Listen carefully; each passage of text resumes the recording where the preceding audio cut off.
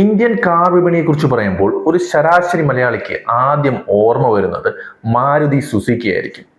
വിശ്വാസ്യതയും സർവീസ് സൗകര്യങ്ങളുമായി ഇപ്പോഴും നമ്മുടെ റോഡുകളിൽ അവ നിറഞ്ഞു നിൽപ്പുണ്ട്.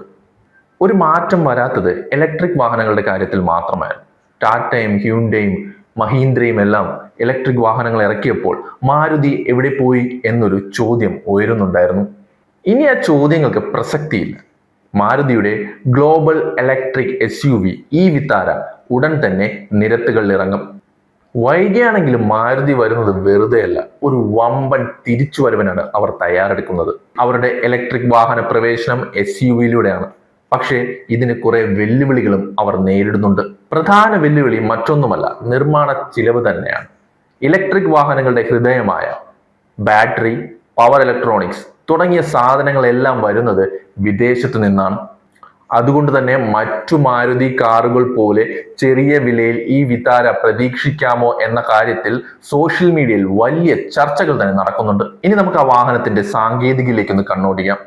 രണ്ട് ബാറ്ററി ഓപ്ഷനുകളുമായിട്ടാണ് ഈ വിത്താര വരുന്നത്. ഒന്ന്, സിറ്റി ആവശ്യങ്ങൾക്കും മറ്റും ഉപയോഗിക്കാൻ കഴിയുന്ന 49 kWh ബാറ്ററിയാണ്. മറ്റേത് കൂടുതൽ കരുത്തുള്ള 61.1 kWh ബാറ്ററിയും. വലിയ ബാറ്ററി ഉള്ളതിന്റെ പ്രത്യേകത എന്താന്ന് വെച്ചാൽ അതിൽ ഓൾ വീൽ ഡ്രൈവ് സംവിധാനവും മാരുതി നൽകുന്നുണ്ട്. കമ്പനി അവകാശപ്പെടുന്ന റേഞ്ച് 543 കിലോമീറ്റർ ആണ്. ഇത് സാധാരണക്കാർക്കും വലിയ ആശ്വാസം തന്നെയാണ് നൽകുന്നത്. സുരക്ഷയ്ക്കും വിശ്വാസ്യതയ്ക്കും ഊന്നൽ നൽകിക്കൊണ്ടാണ് മാരുതി ഈ വിത്താര നിരത്തിലേക്ക് ഇറക്കുന്നത്.